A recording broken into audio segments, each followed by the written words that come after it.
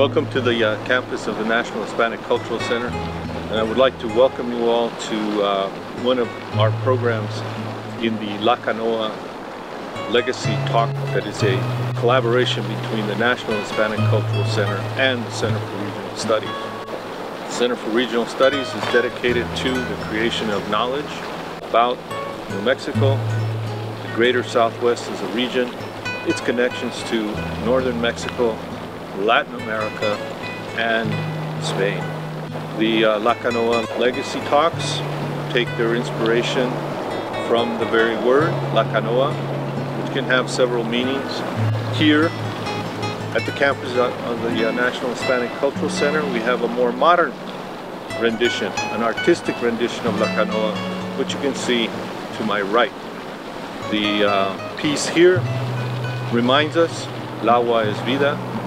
We also want our talks to create knowledge, inspire action, bring practical and useful information to community members, specialized researchers, and others interested in the history, culture, sociology, politics, and religious experience of our region.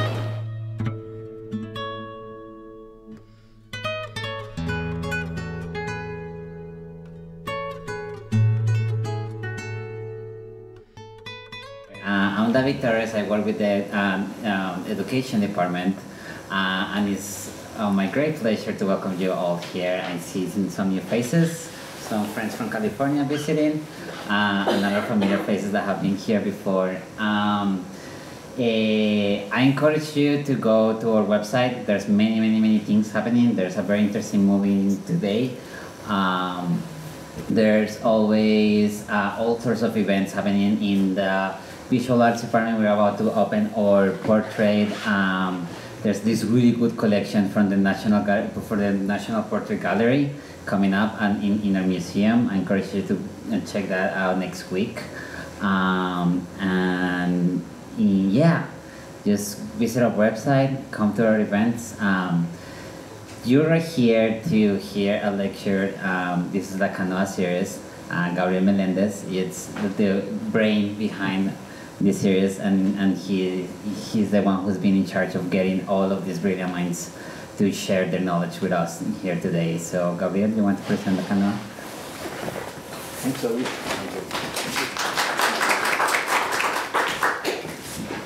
Okay, my bienvenida as well esta tarde. Thank you all for being here. This is the fourth talk in this series, La Canoa lecture series. Can you all hear me? I'm being heard. Actually, I'm very happy that José Rivera is here with us tonight, because somewhere La Canoa got started in a conversation between him and I in passing, where we started talking about how important it is that we have a number of people that have been working on issues related to New Mexico and the Southwest generally, and how important it is to share that information with community and with others here at this center, which we think this is really a very nice place to hold the series, because it's so nicely set up. And with that, I want to thank Rebecca Avitia, the director of the National Hispanic Cultural Center, for embracing the idea when we first talked about it. And I want to thank David Torres, who's done all of the work of setting up the library tonight, and provided coffee and other things for us to talk to enjoy as we continue the conversation. La Canoa is, just so you know, we selected the name because La Canoa can mean several things. It can mean the sloop rig canoe that's used in the Amazons, La Canoa, a canoe. It can also mean the flues that come off of the roofs on our adobe housed constructions, like this one here, where water is channeled off the roofs. It can also be a paddle that's used to take bread in and out of a hot oven. In all of those instances, the common denominator there is that it's useful, it's utilitarian. And that's why we want these talks to become useful and utilitarian and usher in a dialogue, that is, move ideas and conversation back and forth, just the way the canoa moves people across rivers, or directs water where it needs to go, or saves us from burning our hands when we're working with hot objects. So with that, I would like to introduce José Rivera. And José is a research scholar at the Center for Regional Studies at UNM and professor of planning at the UNM School of Architecture and Planning. In 1998, he authored a book titled Acequia Culture, Water, Land, and Community in the Southwest. And that book was translated into Spanish in 2009 by the University of Valencia in Spain. His most recent book was published in 2010 titled La Sociedad, Guardians of Hispanic Culture Along the Rio Grande. And that last book is about mutualista organizations that were and continue to be active in our region. I hope you'll mention a little bit about the water courts in Valencia, because I know he's been there. But in any case, his talk tonight is Arreglos entre vecinos. It's community building in the upper Rio Arriba area of New Mexico. And I turn it over to Jose.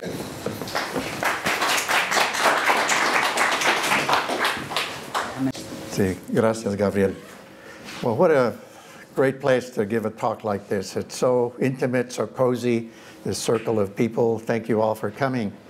I know it's been pretty chilly and cold the last few days with all this rain that we've been having, but that's good. It's good for the topic that I have, because I write and talk about irrigation. I write and talk about las acequias, the community ditches that we have here in New Mexico and southern Colorado.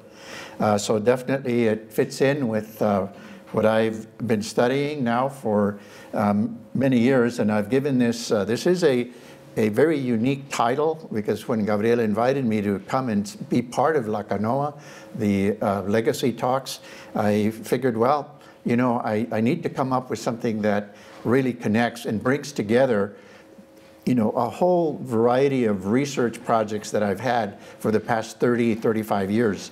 And I said, well, what is that? What's been the quest? What's been the direction and the goal that I've been having in having studied the acequias for these many years, 30 plus years by now? And I said, well, I think I'm getting closer. I have some basic questions that I've always had about acequias. We hear commonly used phrases like water is the lifeblood of the community. The acequias in particular are the ones that bond the community. They're the glue that holds the community together. I mean, we've been hearing that all our lives. Gabriel and his family and mine are from Mora County, and we certainly, have experienced that there. And we've actually seen it in action, during the springtime La Limpia, de la acequia. That's probably the perfect example of what keeps the community together. It's a time that after the cold winter months, in the snow, people have been indoors. They've, been enjoying la leña y la estufa y todo eso, Pero in the springtime, they have to come out. It's a duty. It's a requirement, And they do that, year in and year out when it's time to clean the ditch, la limpia de la acequia.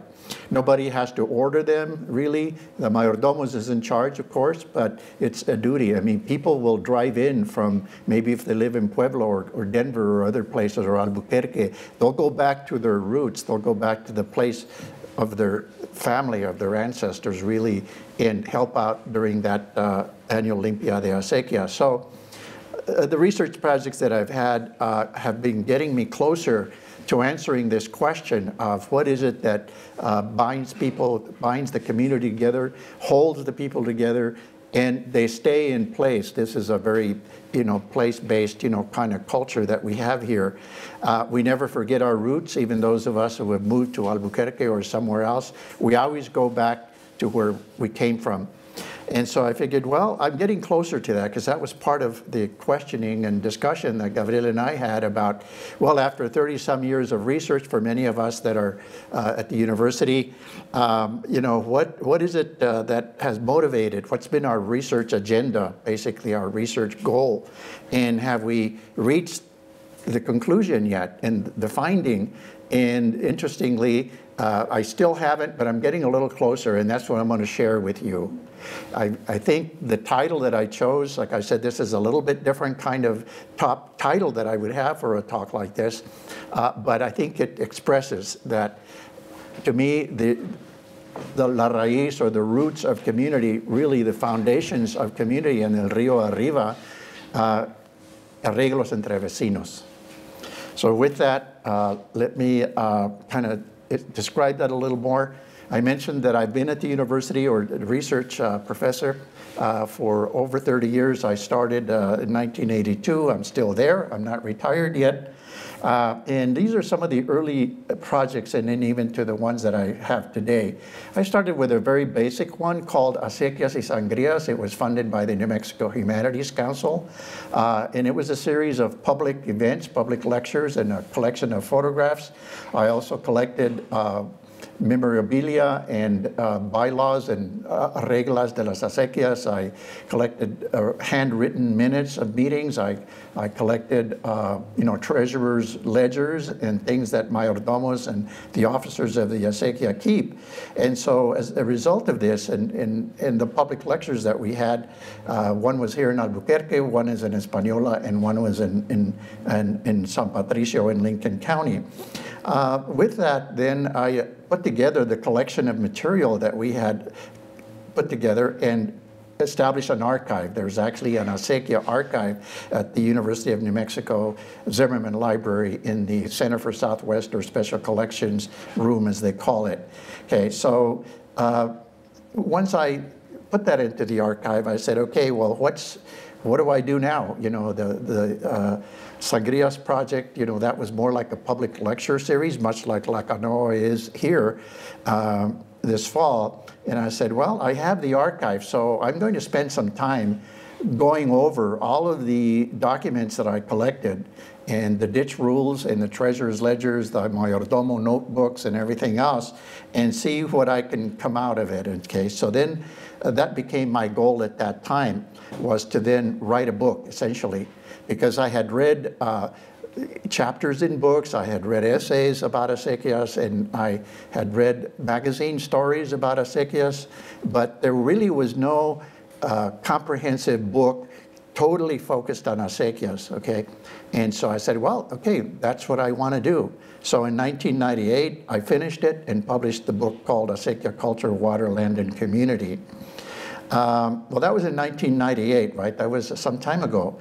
Then after the book was published, people would ask me, okay, well, what are you going to do next? What are you going to work on? How do you've already done what you set out to do with this topic. What are you going to work on next? And luckily, one of the people that asked me that was, at the time, a vice president of the Ford Foundation in New York, a former professor himself, Walter Coward, sociologist. And he came to a conference in 1998, which happened to be, that's the year the book was published, and also it was the Cuarto Centenario of New Mexico.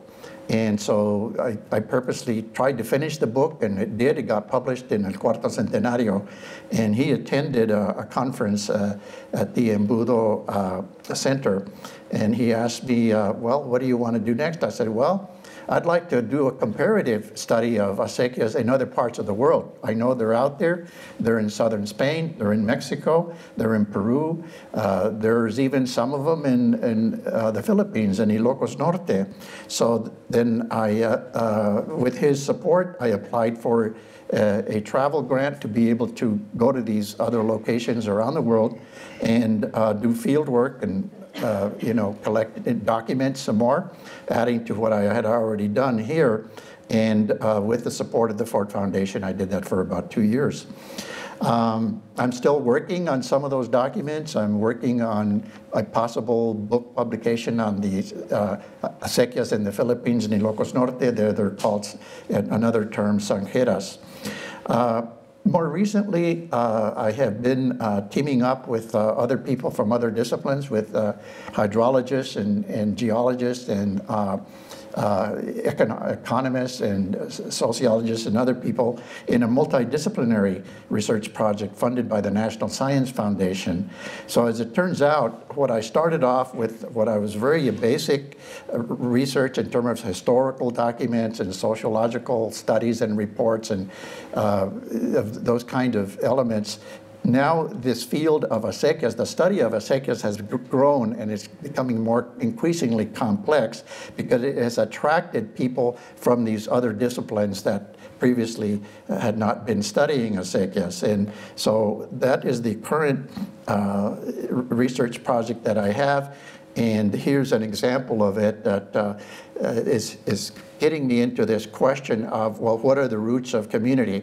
One of the basic conclusions that we came out of this National Science Foundation study, which is still in its final year, but the part that I'm connecting with is mutualism, mutualismo, that it seems like that's part of the glue that holds people together. There's this idea of mutual trust, or we could say in Spanish, confianza, ¿verdad? Because people, when they go out for La Limpia, for example, part of what motivates them, I think, is that there's an expectation that the others are going to be there. ¿Verdad? Los parientes are going to be there. Los vecinos are going to be there. Los primos van a estar ahí también, you know. So there's this knowledge and this idea in the collective, you know, memory of people that that's something that's really important. And so people show up. And that's really one of the basic conclusions that we're getting to in this study of community resilience, as we also say it, because you know, these other disciplines that have been studying the acequias that I mentioned, you know, that's really what they're interested in too. We've had people from other universities, from Indiana University, a doctoral dissertation was done in the Taos Valley, for example. We've had people from other countries, from Spain and Mexico, that have come here, and they want to find out more about the acequias. We have a current doctoral student from Italy who's at the University of New Mexico, one of Gabriel's students, who came here to New Mexico and has been studying acequias here too. And that's really one of the reasons, because they've heard about them and they say, okay, we know that they're in other parts of the world, but what about New Mexico? What makes it resilient there, that they've been here for over 4 centuries, since about 1598, the very first acequia at the confluence of the Rio Grande and the Rio Chama at what is now Chamita. That's the oldest ditch in New Mexico. And so that's really what people are questioning or wondering about, because if we can figure out what is it that holds people together in any community, okay, it could be Barelas here, or it could be Socorro down the highway here, or anywhere. And if we find out some, you know, answer to that, then maybe we can address other problems and other, you know, the human condition as a whole. And so that's part of what we're doing, is the resilience. And we're also looking at, well, what is the tipping point? At which point could there be some collapse maybe, or will I get asked that question a lot, will the acequias continue? How long, how much more? Another generation, another 2 maybe? Okay, so we're interested in that so that we can develop programs or strategies, you know, to support the acequia as a water management institution. Okay. These are the study sites, just very quickly. We've been studying the acequias in the Rio Hondo in Taos County, El Rito on the Rio Chama in Rio Arriba County, and then Alcalde stretch of the Rio Grande just north of Española. And so what is mutualism? The term derives from mutual help, ayuda mutua, in the context of the culture of water in the Rio Arriba. By the way, by the Rio Arriba, we don't mean just the county of Rio Arriba, but also really the whole region of northern New Mexico and southern Colorado, which I guess in geography we really could describe it really as the northern Rio Grande, everything from La Bajada north into Colorado. There are other kinds of you know, definitions. Mutualista and mutualism is the collective and reciprocal forms of exchange and support for the common welfare based on the concept of confianza, or mutual trust. That basically people help each other out, essentially, because that really has been the story of the Rio Arriba. That's the story of los arreglos entre los vecinos, because a lot of this mutual support came about before government stepped in. We know that government had a major role in social support networks and programs during the Great Depression. It became necessary for the government to step in and provide support. But before that, way before the Great Depression and the Social Security era and unemployment insurance and compensation and health insurance even, people took care of their own. They took care of their neighbors and vecinos and their own families. The question then that I have had now for 30 plus years, well, what are the raíces, what are the roots of this community? What are the foundations of community in the Rio Arriba? And I borrowed some of the concepts from people who study, write about acequias. Certainly Juan Esteban Arellano comes to mind, where he talks about Querencia. In his view, Querencia is what anchors people to the land. It builds knowledge of the environment and creates a sense of place. This idea of building knowledge in the environment, Enrique Lamadrid talks about that as well in some of his writings about Querencia, that the longer a people, a culture, like our ancestors, some 400 years of living in the same place, living in the Moro Valley or Truchas or Española or El Rito or any of these other places, after 4 centuries of experience and in a particular place, they get to know the environment pretty well. And that gives them this sense of attachment to place. Mutualismo then becomes the element that connects individuals to groups by way of reciprocity. That just means people helping each other, exchanging and supporting mutually when somebody is in need. And then this idea of confianza under the idea of mutual trust, because you know that if you help your neighbor, entre vecinos, when you need help yourself, then they'll come and help you. That's the basic principle, because keeping in mind much of this developed in this Rio Arriba before government, before welfare, before other kinds of assistance. Then the final term here is the one that I'm really developing a lot right now are these arreglos. And basically I define them as these are arrangements negotiated with or between and across vecinos. And we can also describe them as acuerdos. And this is why it's very important to say these things in the language of the Rio Arriba, because when you try and translate a lot of these terms, they just don't have the same deep, meaning. Like to me, sure, arreglos, I could translate it as arrangement, as I have done here. I could translate it as agreement, but there's something about in Castellano, if you say arreglos, and especially in the context of some of these places, people know what that is. Arreglan algo, se ponen de acuerdo. They decide to do something mutually. That's what they do. And so that's the question that I have. Now, why did these forms of mutualismo and ayuda mutua and these forms of support, mutual help and support, why, historically, how did this happen? Well, for one reason is that El Rio Arriba, northern Rio Grande, New Mexico, and Colorado were at the very extreme end of the Camino Real de Tierra Adentro. Here you have it represented in this map from Mexico City all the way to Socorro, Albuquerque, Santa Fe, and eventually at San Juan Pueblo, known today as Oqueowingue. This was a very much of a frontier. It was a rugged environment. It was desert, arid, semi-arid, and difficult to make a living. And so the people who came here were recruited from places like this that you see on this map, from Zacatecas, from Durango, from Chihuahua, up through and into current Juarez, Ciudad Juarez, El Paso, all the way to Santa Fe. And places north of that into places like Taos and Colorado that are not in this map.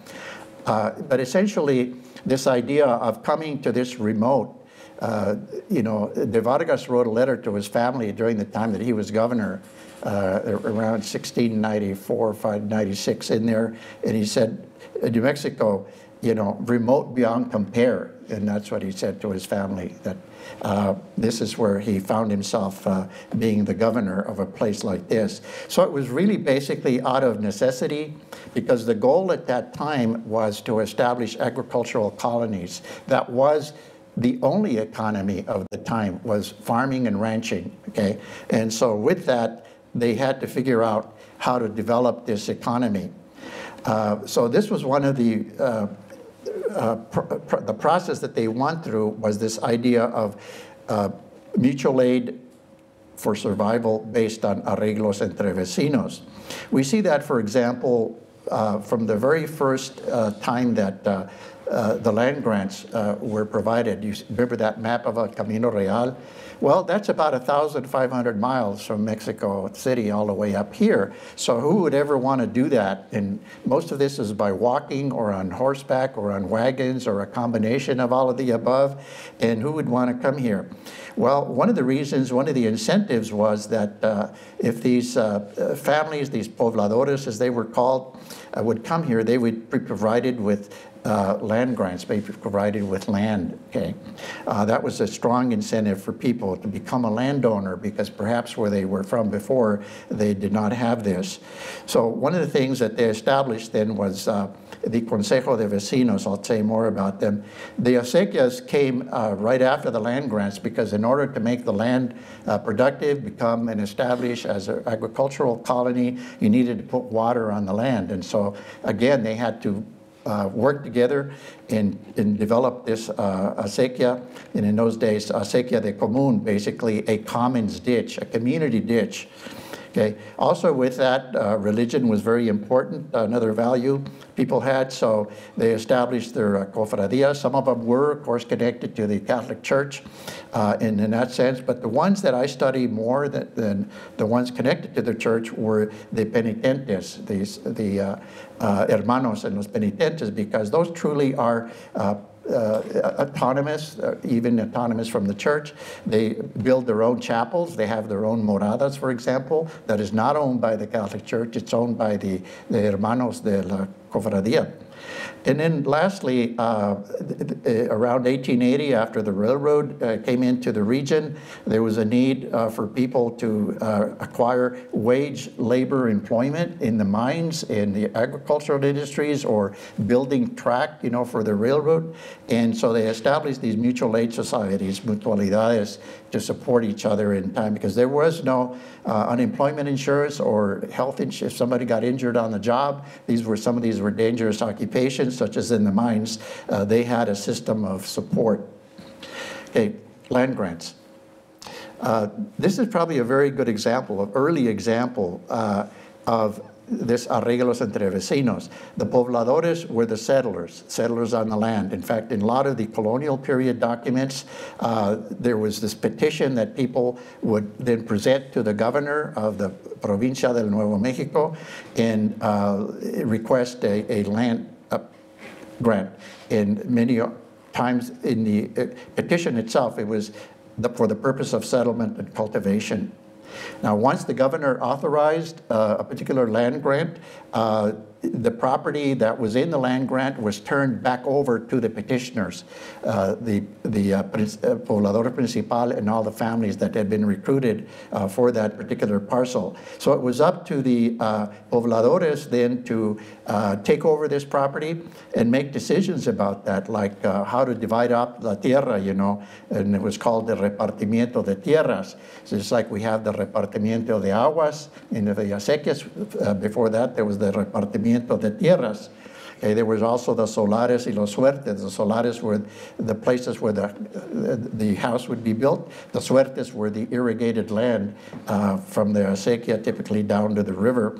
And then the government. Okay, these are all in the work that I've been doing and really has been part of my research purpose and objective, is to look at these organizations as basically people's institutions, because they're outside of government. They're recognized by government, but they're outside. You know, they are autonomous in the sense of they elect their own leaders, establish their own rules, make their own decisions, and keep their records as well. So that certainly happened in the case of the land grants. One of the early things that they had to do once they were given possession of their land grant was to elect a board, like a town council in today's terms, I guess. It's called the Consejo de Vecinos, okay? Because they took vecinos, that's a very important word in and of itself. These were projects, this whole land to be developed and settled and cultivated, and even the digging out of the acequia. It was something that no single person or even one single family could do alone. They had to do it mutually, okay? It takes a lot of labor to build a presa, ¿verdad? To divert water from the rio and put it into the acequia madre and then have it go into the fields on the land. And so that was a very early example of a people's government, essentially, this Consejo de Vecinos. We know that the land grant, this is just one of the counties, this does happen to be the county of Rio Arriba. All of these colored areas on this map were land grants. There were much more than, there were probably about twice this number. Some were consolidated and some were never accepted by the Surveyor General.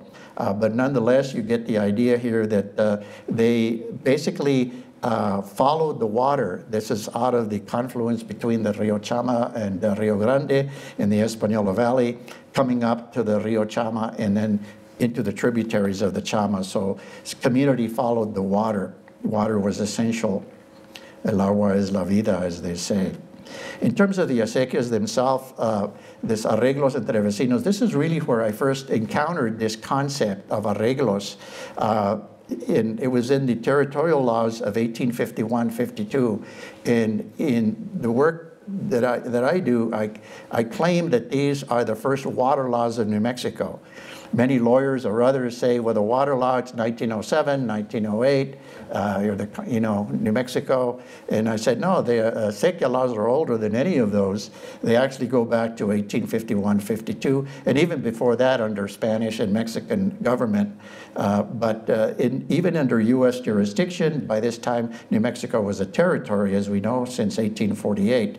There is in the books of territorial laws, the Assembly at that time adopted different laws for the acequias, and this is one of them.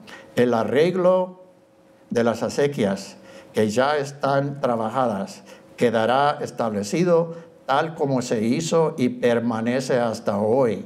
So they're saying several things. They're saying, hey, these acequias were already here. They were here before the U.S.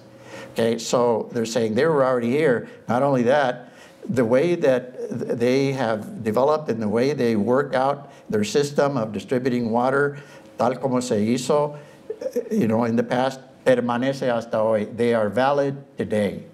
Okay, so this concept of el arreglo, I said, well, what do they mean by arreglos? Okay, well, I started to look into that a little more. And as I said, this was even before the U.S. territorial period, and much of this was by way of custom and tradition.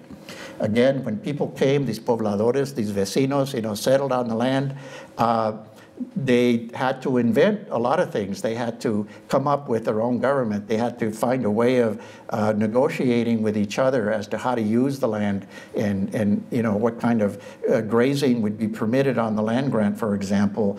And so over time, these customs and traditions became written into what are the ditch rules of today, rules and regulations that in the court system carry the force of customary law if they're presented.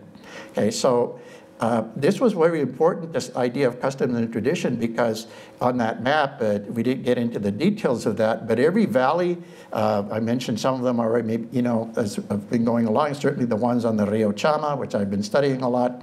Every valley, and certainly in the Taos Valley as well, the Mora Valley, the Peñasco area, all of those are the topography is different, the lay of the land is different, and so therefore the rules that people come up with are different from place to place. So every acequia is unique. in and of itself. There's no two acequias alike. And like I tell my students at the university, now that I've been studying them for all these 30-some years, I find them very intriguing, very interesting, because they're all different. They have to be. Their physical layout on the land is different, and therefore the rules that they develop are going to be different. They have to fit into that particular physical environment. And so I tell my students, well, I've been looking at these acequias, I still study them, and in fact, I've never met an acequia that I didn't like. Okay, that's why I keep doing this. Okay, El Camino Real, okay, talking about that already a little bit. Okay, so what is it, this collective labor? Why was it necessary for vecinos to establish these rules and this way of organizing themselves? Well, because the first thing that they had to do was actually decide where to build the first presa, where to take the water out of the stream, put it on the land, and then irrigate the fields and be able to feed the family. Literally. Okay, so they had to find a point at which to divert the water and put it into the acequia madre. This is an example of a very early kind of ditch. Presa. You still find these. These are just boulders and stones and trunks of trees and limbs of trees that were just laid down on the bottom of the Rio Pecos in this case in order to build up the level of the water behind the presa and then put it into that acequia madre, which is on the right-hand corner of this photograph here. So this is an example of a project that certainly one person, you know, one farmer could not do this, even one family could not do this by themselves. It took the whole community to build this kind of a structure. In fact, in the writing that I do, I call these presas as the first public works in the Rio Arriba, or in New Mexico, southern Colorado. They were the first project. They were built even before the church, for example. So that's an early example. The other one that I mentioned earlier that shows this idea of mutual aid and support is during the cleaning of the ditch. Once after that presa is built and after the acequia madre is taken out, then every season there's this need to clean out the ditch. And this is an arrangement, un arreglo, permanece hasta hoy in this operations and maintenance of the acequia de común. And then there's even an assignment of tareas during that day. There's only one boss on that day, and it's the mayordomo. There could be lawyers there, school teachers, bus drivers, other farmers. There's a lot of people that are inside of the ditch the day of the cleaning, and it's the mayordomo who carries the day. And he does that by assigning tareas, basically a section of the ditch that Gabriel here would have to clean out, or someone else clean out the next section, and so on down the line. This is an example. This is a ditch cleaning, I believe, about 2-3 years ago in the Embudo. And the gentleman, el hombre with el palo, you know, is the mayordomo of the Embudo, of this particular ditch, and mayordomo there. And that's what he's doing. The length of that rod, that stick, that's the length of the tarea, basically. Each of those people inside the ditch, they get to clean out that length of that section. And then when they finish all of that, then they jump forward and they clean out another section. So that's a very important concept there as well. They're still cleaning it out here. They're busy at work, and here they are. Okay. Okay, so after everything is built and operated for some time, we started to see a paisaje del agua, this kind of water landscape, which includes the presa, the compuertas. There's another presa. This is on the Rio Gemes. It's still the same thing, boulders, trunks of trees and so forth, still being used to this day. This is another kind of a diversion in Embudo itself. That's Esteban Arellano and Professor Tom Glick dividing the water there on the Rio Embudo. Let's see, to the left is actually the Rio Embudo, but it's diverted on the right to be into one of the ditches in the Embudo itself. This is in Taos County. This is La Presa de la Cuchilla, as it's called, and this is the time that in the spring when the mayordomo there and 3 members of the acequia are opening that big water wheel to let the water come out, gush out for the first time. We also have other interesting features of this paisaje del agua that's created by the ditch. I call these the espejos de agua. It's actually a tanque, and this is in La Ciénaga, where water is put into a reservoir and then into the fields after that. We have canoas. You know, the theme for this talk here, we have an example of a homemade, you know, flume, you know, a culvert, if you will, but it's made out of materials from the forest. This is at Las Trampas. It's still there. Next time you pass through, just looks like you've been there. Yeah. Okay. It's very important because, to my knowledge, this is the still used surviving canoa made out of logs that is still in use. Many of these have been replaced by modern materials. Those were all hand carved out and then placed there in water. That is the acequia. That's a part of it. To cross the arroyos, that's what they had to do. In more modern times, there's also the partidor. These were also made of logs and stones in the old days. Now, sometimes cement is used, but it's an expression of how water is divided. That same acequia that we saw at La Cuchilla, which is just up from Valdez and into Des Montes, this is how the water is divided. So one acequia becomes two, and even some of those become 2 or 4 more. There's about 6 or 8 in this area that come off of this. Of course, we know about the acequia madre. This is an example of one. The linderos, or the sangrias on the farmers' fields. Part of the mutual bonding that takes place is by way of ritual. And other than the limpia, which itself is a ritual, we also know that there are processions and blessings of the ditch that happen in different places of New Mexico. And we'll get to one here in a minute. Yeah. Here's the blessing of the ditch at Rancho de las Golondrinas. And you can see it's a very formalized event. There's a procession that leads to this place, and the priest is blessing the water there. In some places, not all, but there's also the Matachines have a dance. They start really in the Mass inside the church. This is San Antonio de Padua, just near Cedar Crest, up the highway here, I-40, through Tijeras and up to San Antonio de Padua. And the Matachines dance musicians also come up and eventually come to this place, and the priest there blesses the water of this ojito. That's the source of irrigation for that. Cofradías y moradas, those I'll go over a little bit more quickly. This is an example. I mentioned that they are basically autonomous. The people themselves, just like they had to build their own presa y acequia madre, they also had to build this. They had to build their own chapel, if you will, what they call the morada. This is in Talpa. This is still a currently in use morada in Talpa. And much like the acequias, they also had journals and notebooks and written records of their minutes. And here's some examples of that. So there was a lot of similarity between acequias and the cofradías and how they organized themselves, this concept of mutualismo, hermanidad, and then how they express that in their rule books, and even in the case of written minutes. This is from 1922, for example, a journal of minutes. This is how much they cared about their society. This is a slightly different kind of society. These are the mutualidades, as I call them, or sociedades mutualistas, and they started a little later than the cofradías for sure, and after the acequias, around 1880, when people went out and sought work, and they had to leave the farm, perhaps permanently or perhaps temporarily, but be able to generate some wage employment for themselves, working in the mines or the traque of the railroad or in the ranchos or other places. And so they had a need to establish their own society. This one was established in 1900, 30 years before the Social Security.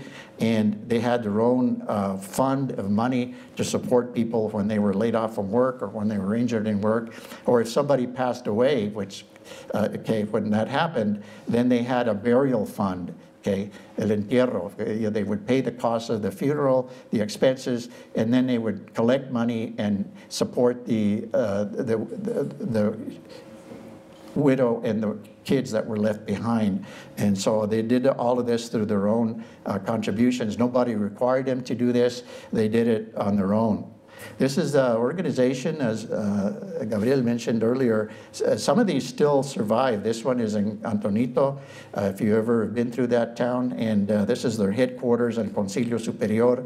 And it's on the landmark of historic buildings nationally. This was an early use of that same building in the early 30s. This was their legislature, to give you an idea. There were many more members than this. There were about 2,000. They were in Colorado, New Mexico, and in Utah. There were 65 concilios locales at one time. They were organized like the cofradías, the morada level, local. Okay, so they established kind of like the same type of organization, and this was just their legislative body that came out for this photograph on that day.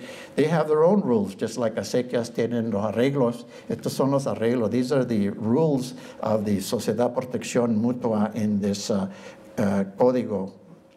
Okay. At the time of burial, often in the headstones, they'll have the name of the organization. This is a Señor Archuleta in his birth and the year that he died. And then at the bottom, you'll see the initials, the SPMDTU. They also have their initials in some of their salas, just like the cofradías, the hermanos penitentes had to build their own moradas out of adobe and local materials and so forth. Well, these sociedades mutualistas did the same thing. For them, the purpose was not as a chapel, but it was their meeting hall. This is where they conducted business. This is where they established their rules. This is where they elected their officers. This is where they put together the help that perhaps the neighbor was needing because there's some emergency had come about, or somebody's house burned down or something. They would, establish their own form of financial and emergency assistance in meeting halls like this. This is in Costilla. It's still there, no longer as a concilio, but as an art gallery. Okay, this is another place, El Rito. This building is still there. You can't really see the depth of these, but many of these buildings were large enough that these were really the social centers of the community, and certainly that was the case in El Rito because it was a little bit isolated, and there were bailes, a dance hall. There were, other kinds of social events, títeres. Anybody heard that word in a while? What's a títere? Puppet show, right? And so these were the places these were the community centers, and that people would gather and come to, whether you were a member or not. That was the place, that was what held the community together for a long time in places like El Rito. What do these salas look like on the inside? Well, here they are. Same thing, Las Vigas, and El Techo, and the members, posing here for a group photograph. I believe this was at Ranchos de Taos. Okay, and it's still active. In the year 2000, they had their centennial anniversary. It's the oldest Hispanic civil rights organization of record. They're older than the LULACs. In fact, the LULACs kind of followed the structure of the SPMDTU. The LULACs also have concilios locales, council number 1, council number 10, in Raton or Albuquerque or somewhere else. And so the LULACs have their conventions. Well, this organization has had a biennial convention for over a century now, and this was at the time of, this is the inside of that large building. They have their own rituals of expressing their mutual support. They call themselves, just like the cofradías, or the penitentes son hermanos, ¿verdad? Uno de los otros. Well, the sociedades también, that's the word that they use. These are the hermanos of the sociedad. Okay. This is the convention in Denver, a little bit later than the black and white photo that I showed you. This is one of the officers of the society. And in 1978, the organization amended its constitution, and it included that women could join the society. So now tenemos hermanas y hermanos de los dos. The next convention happens to be a year from now. It's also going to be in Denver. This was the Denver convention some years ago. And here the new members are being initiated, so they have rituals of initiation as well. These are the divisas, these are the ribbons that they wear to express their membership, and the different versions of it, including some for women's auxiliaries. Okay, conclusions. What is it? this question that I've been raising, what are the roots of community? What have been the foundations of community in the Rio Arriba? Well, it's pretty complex, as you can see from this list. I won't, go through an explanation of all of them, but basically this idea of connection to a place, this querencia, of where you're from, this idea of mutual support, people helping each other out, vecinos, this idea of confianza, of mutual trust, this idea of cultural identity. Everybody's from a place in New Mexico. You probably know when you meet somebody, you're very curious, right? You say, well, where are you from? They say, well, I'm from Albuquerque. That happens here in this. No, but before that, well, I've always been from here. Well, what about your parents? Where are they from? Well, I think they came from Española. And then what about your grandparents? Well, before, then they came from somewhere else, maybe, let's say, Embudo or Santa Cruz. One of the early settlements was in Santa Cruz after Santa Fe. So anyway, so this idea of cultural identity and this imaginario colectivo, basically this kind of like imagined but real at the same time, that there's something here, there's a connection that people have. They remember a lot of things collectively. It's in the memory, as we express further down on this list, this sort of social memory or collective memory, especially is carried forward by the elders. In terms of the government of these systems, what I call these people's institutions, whether they're the acequias, the land grants, or the cofradías, they all have this autonomy and tareas. People carry on different duties and different jobs. This idea of being able to decide things quickly, certainly in the question of acequias, that's one of the reasons why they have survived this long, because they control the water. They own the water rights collectively, and then they can decide when to take it out in the spring, when it's ready, there's enough there, how to distribute it, and how to share it across vecinos, ¿verdad? According to the arreglos that they have established. So if there's a drought period, like we've experienced in the last few years, they're able to make some changes to respond to that. If there's a serious shortage, they have capacity to recover. They bounce back in this, and they come back the following year. They don't give up. Solidarity, a very important one. People hang together. Basically, this is part of that mutualism expressed in this idea of the solidarity, because they've been subjected to change way before the recent drought. There's been droughts before. There's been technical change. Drip irrigation has become popular. There's been political change. These systems were started under the Spanish government, later the Mexican government, the U.S. territorial government of New Mexico, and then statehood in 1912. So gosh, if they've survived all of that, they must have something that holds them together. That is the question that we have in these research studies. Then we're also concerned about, well, they've survived this long, will they survive into the future? Well, a critical component is basically the idea of being able to carry forward, to transfer this knowledge to the youth and to the new generations. And fortunately, I'll end with these because they express the future. This is a nice project by the New Mexico Acequia Association, okay, and it's called Sembrando Semillas. These are the semillas. They're planting them in the ground. But the kids that you see there, the boys and the girls, they're part of their semillas. They're the future for this particular community. This happens to be in Don Fernando de Taos in the Taos County, and they're learning how to work with a shovel, how to put things together. This is the board of directors of the New Mexico Acequia Association, and here's how much they are anchored, into the land, and how much they value the water that irrigates their farms, and they're making it loud and clear. Our water is not for sale. Because in New Mexico, if you have looked into this a bit, water is a piece of property. It can be bought and sold. It can be taken out of that acequia and put to other use in the city or in industry or whatever.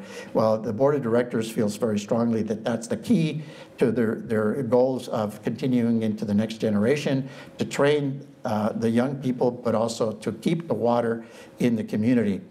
This is just a list of the photo credits that I have. These are people that loaned me and gave me permission to use their artwork or their photographs in the acequia cleaning and embudo. Miguel Gandert, who's going to be featured here in La Canoa series, I think he's coming up pretty soon, right? Yeah, he loaned me some. He did the work on San Antonio de Padua, the Matachines. He's famous for that. And so I thank all of them for loaning these to me, and I acknowledge the partners that we've had in this work. It's been the University of New Mexico State University, New Mexico Technology University, Sandia Labs, and the New Mexico Acequia Association. So with that, I'll certainly, if any of you have any feedback, any comments, any questions, please let me know. Can you mention about the water courts? Well, the water courts, yeah, in Valencia. We happened to, New Mexico was really put on the global stage, okay, last September 2014. The acequias originate out of Islamic Arabic Spain. You know, we think we've been here for a long time, 400 years. Well, the Arabic and Muslim people from North Africa and the Middle East and Egypt and places like that, the Berbers and others, the Moors, they were in southern Spain twice as long, 800 years. And they're really the ones that transformed the desert lands of southern Spain, which are very similar to our landscapes here. They turned them into gardens and into the oasis, and they did it by way of these acequias. So the acequias of Valencia have held a water court every Thursday at noon in front of the Cathedral of Valencia. And these are all irrigators. Over there, they're called acequieros. Here, yeah, same thing, we use that word here too, but there's a acequiero principal or presidente, and also sometimes when they meet as a court, they're called síndicos, syndics basically. And those are irrigators. They hold court. They're a classic people's institution, same thing. They're irrigators, they form their own government, they come together on Thursdays and they hold court. If somebody violates a law, an regla, like they watered out a turn, like what happens here in New Mexico, right? Or they flooded the neighbor's field, that happens in New Mexico as well. They take more water than they're not supposed to. That happens over there, happens here. They take these people to court and on that Thursday at noon, and we were there. We were there in September 2014. New Mexico was singled out as a hermanidad, ¿verdad? Hermanamiento, they called it, basically like a sister city kind of concept, uniting and creating an alliance, recognizing that there's a common heritage between the acequias of Valencia and the acequias of New Mexico. Because they know that their kind of acequia government came across the ocean, came into Mexico, came up the Camino Real, and here we are in New Mexico and Colorado. This is the only region in the U.S., anyway, where you still find this kind of an institution. And they were aware of that, and they celebrated that. They presented the New Mexico Acequia Association with a medalla de oro, their gold medal. Usually that's reserved for dignitaries like ambassadors and ministers of other foreign governments that visit Valencia, and they're honored in that way. Well, in this case, we had the acequias of New Mexico that were honored. So that was really a high point in the acequia history. So, anything else? Yes. Yes. The acequia associations, are they completely independent of state water authorities or whatever you want to call it? No, there's still state regulation. They still have to comply with state water laws and conform to state legislature and to the office of the state engineer. But in terms of decision making, once they have their water right allocated, either adjudication or just by customary use, and they can claim that in court even before adjudication, before the state engineer says you have this much water and the other acequia has less or more or whatever. Okay, they can still claim under customary law that the amount of water that they're entitled to, they can continue to divert. So basically, that's the autonomy of the water right, but they are regulated by the state. But it comes with another kind of benefit too. They are recognized as political subdivisions of the state of New Mexico. That's really rare for a government of this kind, what I call these people's institutions, these arreglos entre los vecinos, you know, for them to actually have recognition by the state legislature as governments, basically. But they are also autonomous at the same time. In that note, how much the Arreglos entre vecinos influence modern water laws or water? Yeah, sure. Well, they're in the statutes. There's chapter 49, I believe, of the state statutes of New Mexico. The whole book is about acequia laws.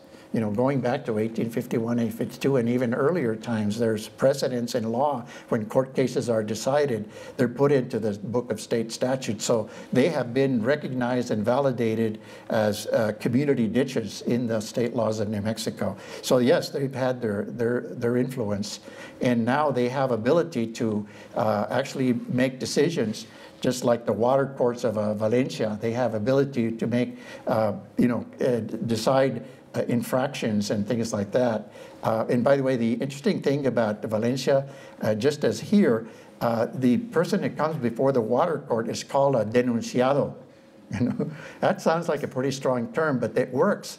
Basically, that person, they're put on the spot before the judges, lo denuncian, basically. You don't want to be a denunciado for very long. So whatever the judges fine you, they fine you €5 or 10 euros or whatever, you got to pay it because you don't want. Remind me of here in New Mexico, in Mora we use this term delincuente. If you don't show up for ditch cleaning day in the springtime, you'll be a delincuente. And you know, you translate that into English, who among us would want to be a delinquent and labeled by your vecinos that way and looked upon as a delinquent, and you're not going to want to stay there. So same thing here, the mayordomo can impose a fine on you and you have to pay it. And in the older laws, and they're still in the books, you either pay it or you go to prison, you go to jail, okay, if you don't pay it, okay? So it's all very interesting parallels. So they do have this authority. That mayordomo, by the way, in state statutes recognize the mayordomo has police powers, literally. I mean, those are the words that I use. You know, just like a government, like the city of Albuquerque has police powers to protect the safety, public health, safety, and welfare of all Albuquerque citizens. They're able to police, basically, and enforce violations. Well, the mayordomo has police powers in the acequia. Sí, señor. El cañoncito, you know where that's at? Hay varios, ¿a cuál de ellos? No, entre las guaneritas y Luciana. Sí, sí lo conozco. There's a couple of ditches there. When I was a kid, my mom taught me cañoncito. And there was a ditch now. There was a ditch. Now it's no water. The ditch is still there, but there's no water flowing through it. What governs all that as far as? Well, yeah, sometimes ditches get abandoned. They're no longer in use, and there's a forfeiture law in the state statutes that if it's not, a water right is not used for 5 years, it can be forfeited. Okay, so up to now, no forfeiture has occurred under state law, but that particular ditch, if it's been abandoned, then chances are it would be difficult to put water back in there. But every case is different. You know, I don't know how long it's been abandoned, but that does happen. Mm-hmm. Yeah. Mexico the only? Oh, I'm sorry. It's just a real shame because as a kid, you know, that water was, like you said, la vida de la comunidad. Mm-hmm. And we used to play in it and get water from it and everything else. And now these people, it's like they don't want to do it, but they want to sell, they're anxious to sell the water rights to the bigger cities. And that's happened in Las Vegas. They sold a lot of their water rights to Las Cruces. And now they're hurting for water. Sure. Okay. So you had a question here? Is New Mexico the only state in the United States and it still has the acequias? This kind of acequia, yes. New Mexico and southern Colorado. Southern Colorado. Yes, they used to be all over, believe it or not. Los Angeles tenía una acequia madre, ¿verdad?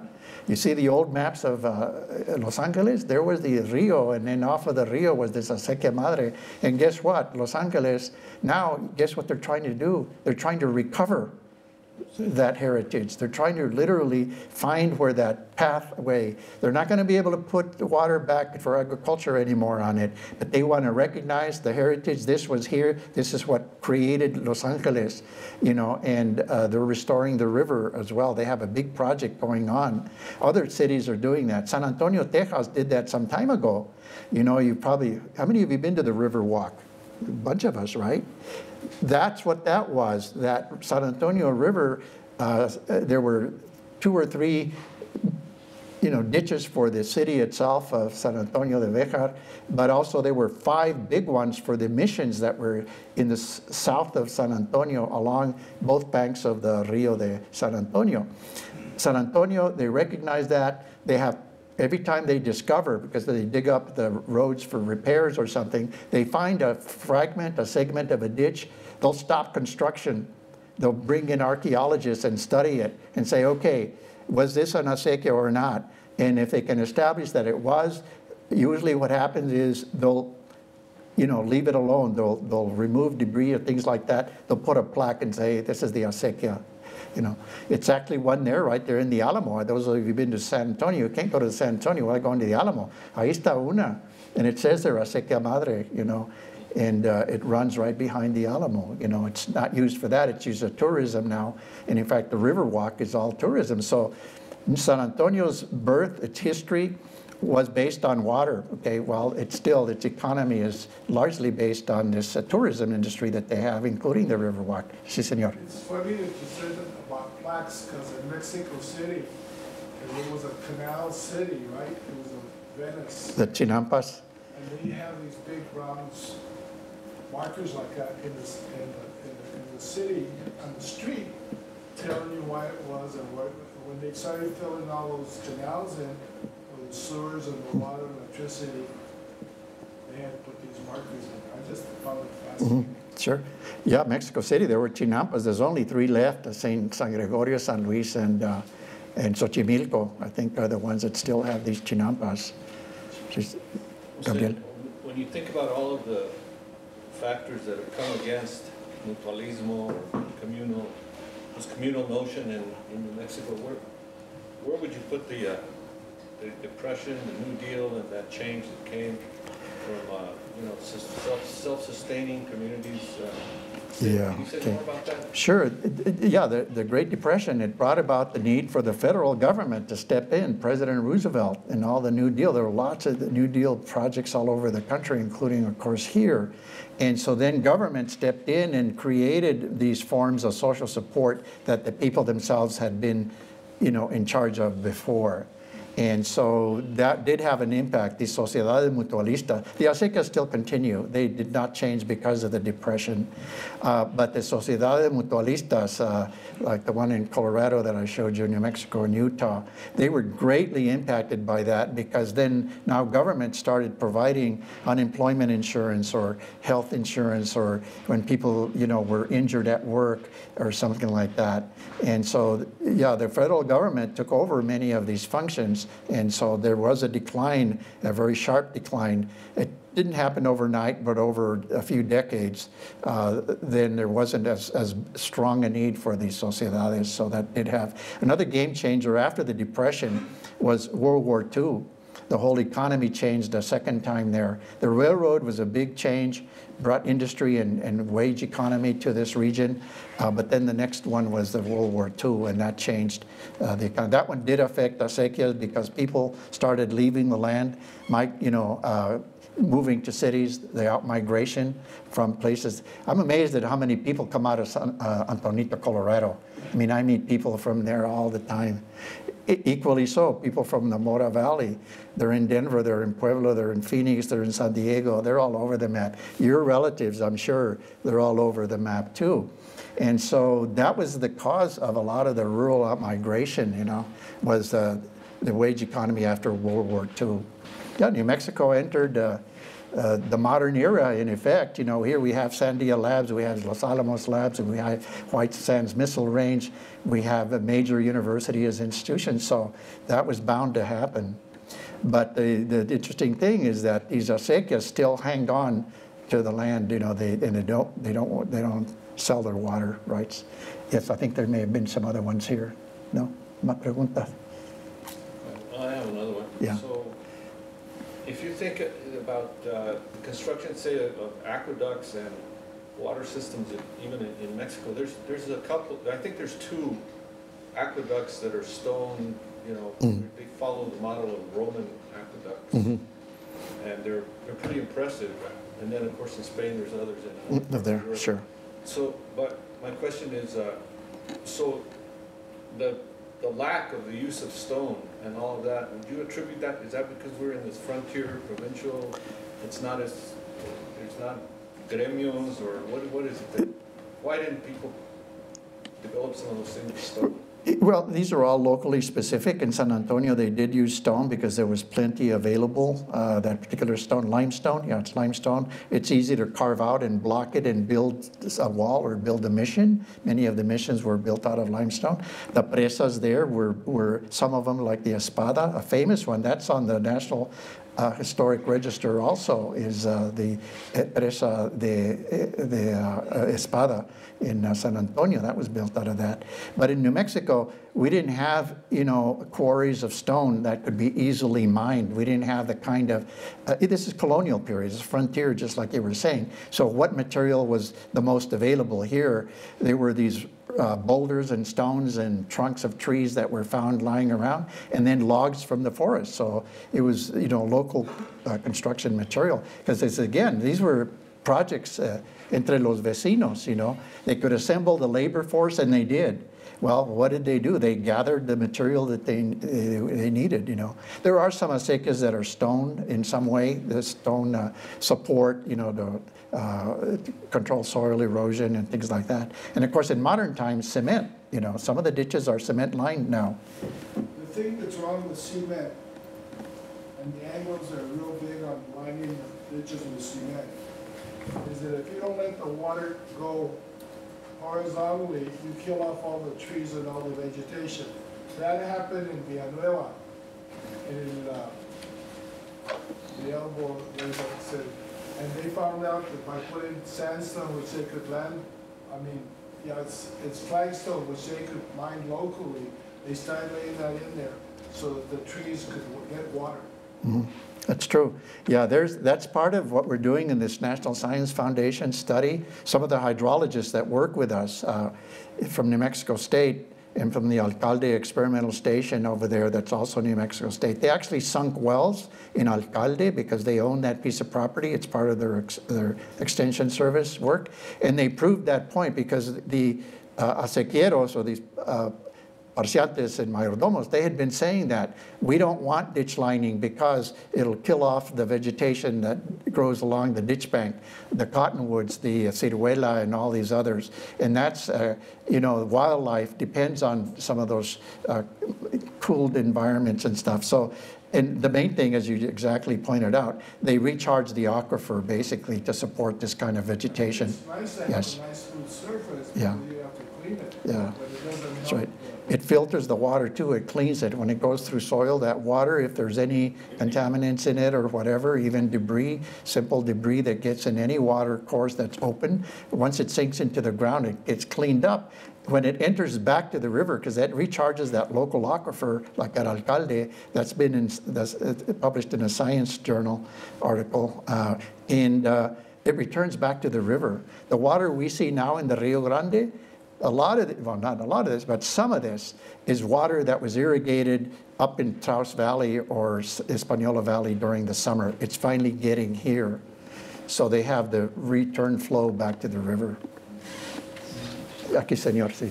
I was wondering, when you did your travels to different countries, Peru and the Philippines, did you find the exchange of the common good with the people stronger in other countries, or, you know, there was more of a bond in Peru than in the Philippines or the United States, or is this a common?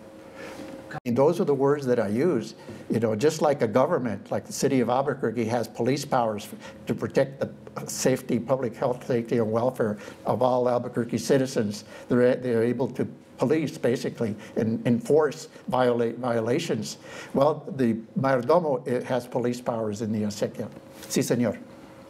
El Cañoncito, you know where that's at? Hay varios, ¿a cuál de ellos? No, entre las Guaneritas y Luciana. Sí, sí lo conozco. There's a couple of ditches there. When I was a kid, my mom taught me Cañoncito, and there was a ditch now. There was a ditch. Now it's no water. The ditch is still there, but there's no water flowing through it. What governs all that as far as? Well, yeah, sometimes ditches get abandoned. They're no longer in use, and there's a forfeiture law in the state statutes that if it's not, a water right is not used for 5 years, it can be forfeited. Okay, so up to now, no forfeiture has occurred under state law, but that particular ditch, if it's been abandoned, then chances are it would be difficult to put water back in there. But every case is different. You know, I don't know how long it's been abandoned, but that does happen. Mm-hmm. Yeah. I'm sorry. It's just a real shame because as a kid, you know, that water was, like you said, la vida de la comunidad. Mm-hmm. And we used to play in it and get water from it and everything else. And now these people, it's like they don't want to do it, but they want to sell, they're anxious to sell the water rights to the bigger cities. And that's happened in Las Vegas. They sold a lot of the water rights to Las Cruces. And now they're hurting for water.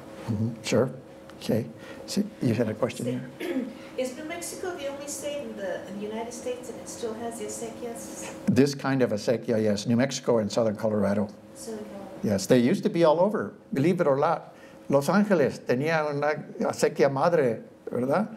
You see the old maps of Los Angeles? There was the Rio, and then off of the Rio was this acequia madre. And guess what? Los Angeles, now, guess what they're trying to do? They're trying to recover that heritage. They're trying to literally find where that pathway, they're not going to be able to put the water back for agriculture anymore on it, but they want to recognize the heritage. This was here. This is what created Los Angeles, you know, and they're restoring the river as well. They have a big project going on.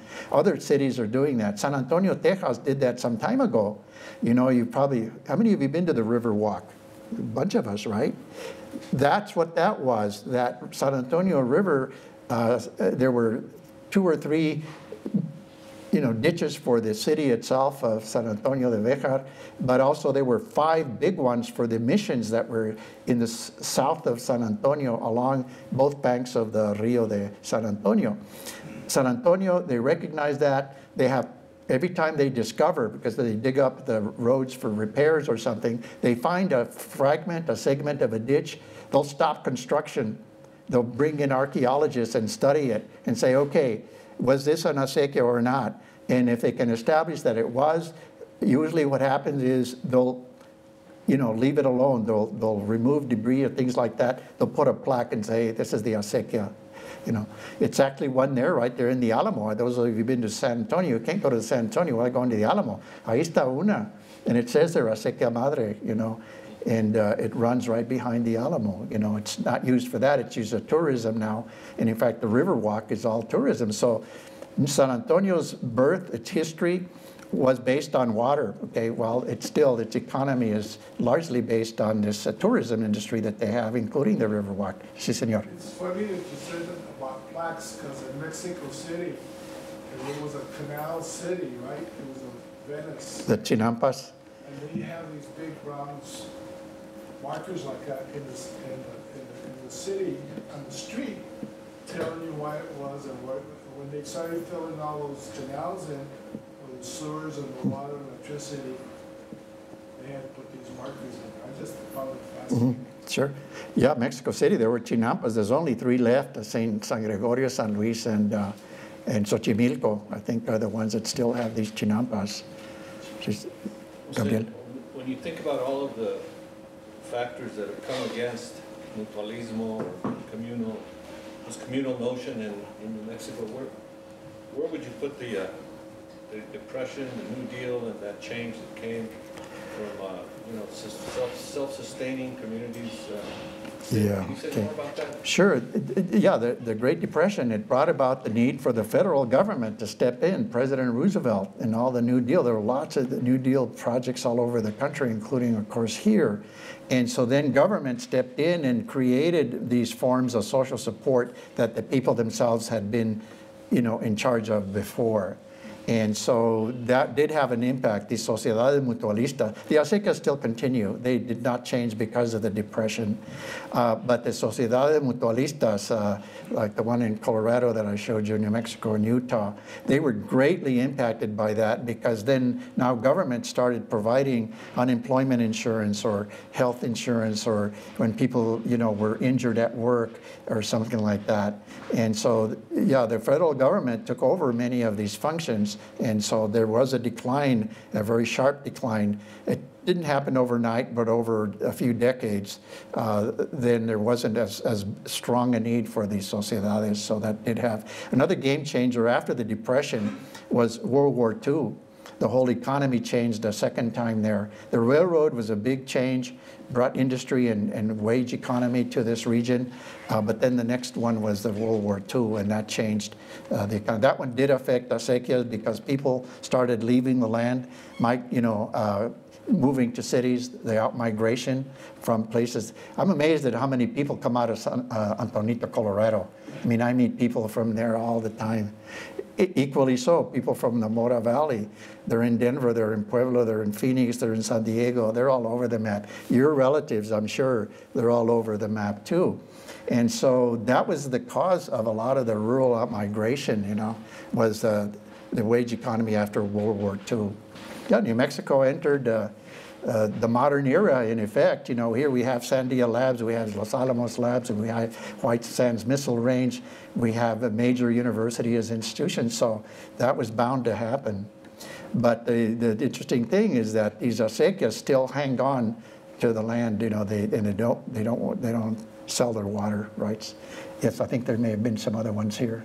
No, más preguntas.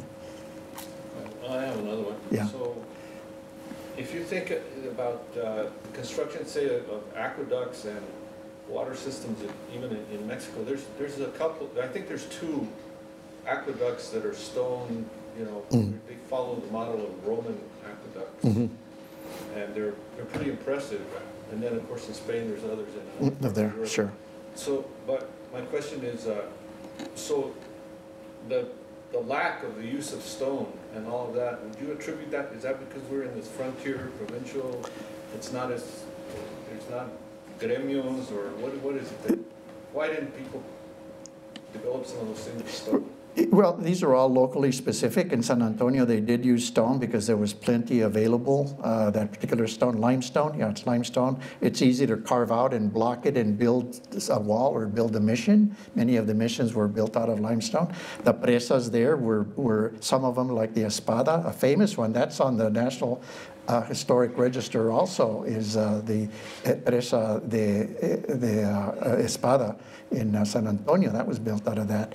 But in New Mexico, we didn't have, quarries of stone that could be easily mined. We didn't have the kind of, this is colonial period, it's frontier, just like you were saying. So what material was the most available here? There were these boulders and stones and trunks of trees that were found lying around, and then logs from the forest. So it was, local construction material. Because these were projects entre los vecinos, They could assemble the labor force, and they did.